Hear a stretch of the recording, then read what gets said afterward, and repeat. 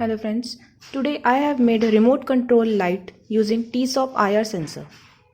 Now I will show you the working of this project.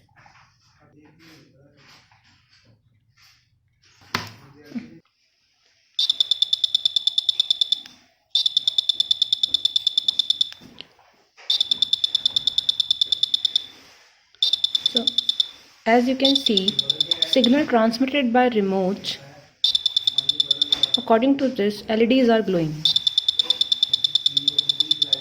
This is how it works. You can make this project from Electronics Tinkering Kit Pro Plus. Thank you.